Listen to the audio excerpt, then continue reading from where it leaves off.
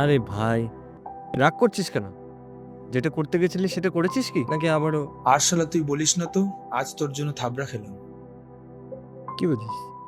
মানে 4 বছর ধরে যার পিছনে দৌড়ালি সে তোকে থামা হলো? এটা এটা কি ব্যাপার? হ্যাঁ বল বল, তোদেরই দিন। চিন্তা করিস না, যেদিন আমার আসবে সেদিন আমি বলবো। আচ্ছা শোন, বাদ দে ওসব। একটা গুড নিউজ শোন। তোর মনে আছে আমি দুদিন আগে একটা ইন্টারভিউ দিতে গেছিলাম? জবটা হয়ে গেছে ভাই, কোথায় হলো জবটা? পুনেতে। সাবাস। আর আমার আমার আর্ট আর্ট মানে? চপ শিল্প। তুই তো ইন্টারভিউ দিয়েছিলিস না? দিয়েছিলাম, কিন্তু আমি আমার শহর ছেড়ে যাব না কোথাও। আরে ভাই, শহরে কিচ্ছু নেই, তুই তো জানিস কি অবস্থা। এখানে থাকলে কিচ্ছু হবে না। আরে একবার চেষ্টা করে দেখি না, চেষ্টা করতে তো কোনো ক্ষতি নেই। এরকম চেষ্টা করতে করতে একদিন মরেই যাবি। এখানে কাজের কোনো দাম নেই। এতগুলো চাকরি আছে শহরে, একটা না একটা হয়েই যাবে। কিরে তোর এক্সাম কেমন হলো? ভালো হয়েছে রে, মনে হচ্ছে এবারটা হয়ে যাবে।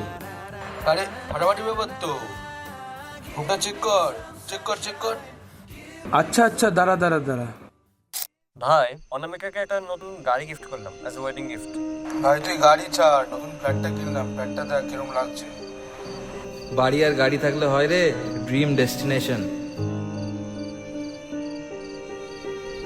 আরে একবার চেষ্টা করে দেখি না, এত বড় শহর একটা চাকরি নেই।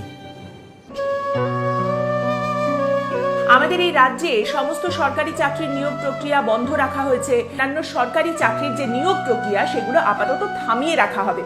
আমি ঠিক পারবো, দেখিস। ফ্যামিলিগুলো কি হবে বলুন তো? তাদের যে সামাজিক অসম্মান, তাদের যে ফ্যামিলির অবস্থা, আর্থিক সামাজিক, কোথায় থেকে দাঁড়াবে?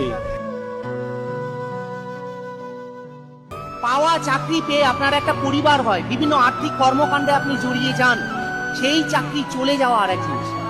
সেখানে যদি এমনটা হয় যে আপনি কোনো অপরাধ করেননি, অন্তত মরে গেলে বেঁচে যাবেন। আমি ঠিক পারবো, দেখিস, আমি ঠিক পারবো।